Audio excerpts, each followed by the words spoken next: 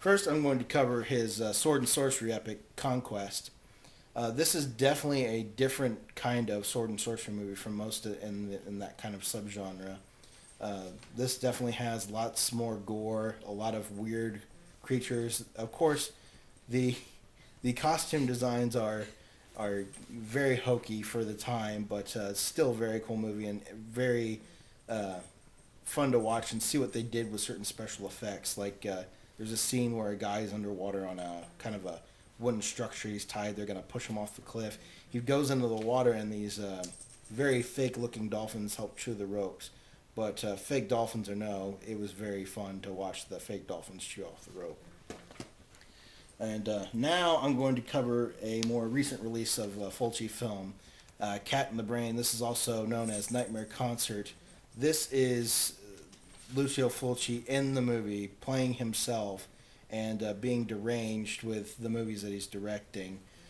This has been done by Hitchcock. This has been done by even Lloyd Kaufman and Terror Firmer, where the film director, the noted film director or underground film director of notoriety, stars in a film, which basically usually has a movies within the movie or a movie within a movie, kind of a plot, and something chaotic goes on in the background.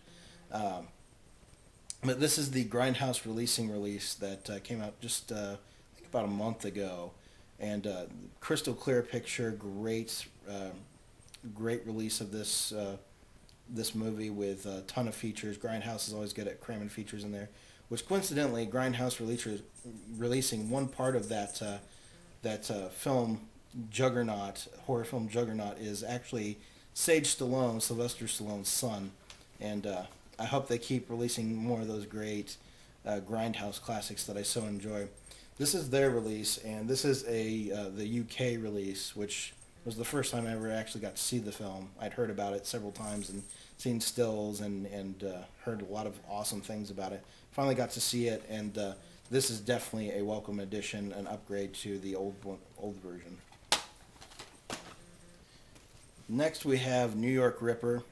This film has had Fulci labeled as a misogynist because the violence towards women in the movie is so graphic, so disturbing that you'll be going, "Oh my God, I can't actually believe they shot that and showed me that," but in a good way. And of course, there's Fulci's most noted, one of his most more noted pieces. In fact, this is probably one of the films he gets toted for the most. Is Lucio? This is Zombie 2, which was capitalizing on Dawn of the Dead, because in Italy, Dawn of the Dead was titled Zombie, and in Italy, this was released as Zombie 2, which here in the States is released as Zombie.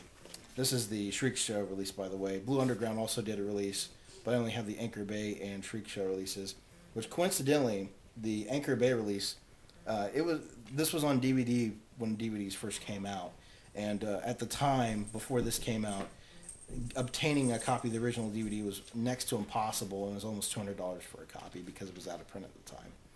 So I had recently seen The Beyond and was trying to find more of Fulci's films and was very interested in the director and the films that he had to offer because I'd read about them and found out how awesome they were. So I finally and I mean the cover art is obviously attractive, big maggot-ridden zombie face.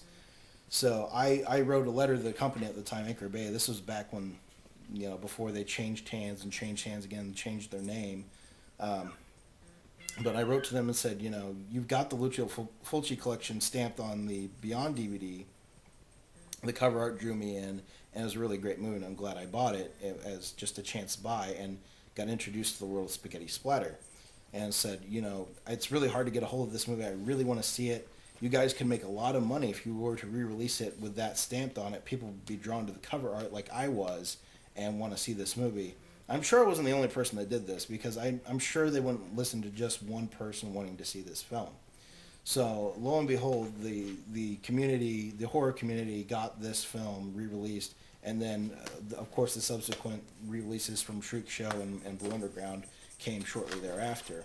And I'm glad that at least myself and the rest of the horror community spoke up and said, "Hey, we want to see this film. You should re-release it."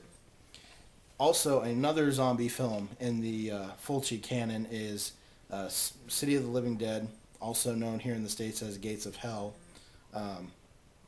This one's a little more surreal than Zombie, and it actually features Michael Soavi, director of Cemetery Man, in an acting role in this film.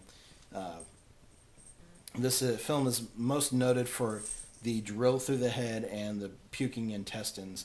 I'm going to leave it at that because the storyline of the movie is very cool, very Lovecraftian storyline, and a joy to watch. It's just a fun film. Next is House by the Cemetery, which Wednesday 13 wrote a song about coincidentally. Uh, Great movie. The concept behind it, it keeps you wanting to find out what's going on in the story. It starts off graphic and it ends graphically. The end of the movie is what makes this movie the best. It's the or rather, it's the best part of this movie. You find out about Dr. Freudstein featured on the front cover and what he's doing in the house, and definitely worth checking out. I enjoy this film quite a bit, but not as much as I enjoy Lucio Fulci's The Beyond. This is my favorite Fulci film, more surreal than Zombie or City of the Living Dead. It's also kind of a open the gates of hell zombie kind of film that Fulci had done.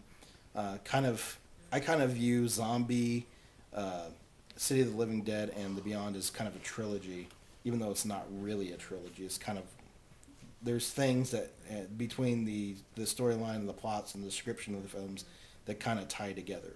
That's why I see them as a trilogy. And this is also released here in the States as Seven Doors of Death, which apparently is the more cut version of the film. This is the unrated director's cut from Grindhouse releasing. This was the aforementioned Anchor Bay release from the Lucio Fulci collection that I bought way back when and was introduced to the world of spaghetti splatter. And of course, this is a more welcome upgrade. Love Grindhouse releasing. Keep releasing those films. Fulci has also been featured on a myriad of magazines. This is a copy of Fangoria, which features The Beyond. This is when Quentin Tarantino was re-releasing with Rolling Thunder Pictures. And of course, we have a couple years ago, Rue Morgue did a Halloween issue that featured the films of Fulci, which kind of gave this magazine, this particular one, kind of gave me the inspiration for doing this movie Morgue, because Fulci is such a big part of my love of horror films, and definitely people tote Argento, and don't get me wrong, I love Argento just as much as I love Fulci, and it's not an apples to apples comparison in my opinion, because the director's style was completely different. You can't compare the two. But Fulci is definitely... I tend to watch his films more than I watch Argento's films, even though I really enjoy Argento's films. He's the guy that takes murder and makes it into art, whereas Fulci is the guy that just takes gore and splatters the blood everywhere. And he is the Italian godfather of gore. And there's several godfathers of gore, for various reasons. People say that one's more undisputed than the other. I disagree. I think every godfather of gore has their own special niche, their own jurisdiction. Like Fulci is the Italian godfather of gore, whereas Herschel Gordon Lewis is the Appalachian godfather of gore. George Romero in the States is definitely the undisputed zombie godfather of gore. And I could go on and on. But thank you for watching yet another Uberdemons Movie Morgue. I hope you enjoyed this episode. And hopefully I won't keep you waiting nearly as long for the next episode here of Movie Morgue.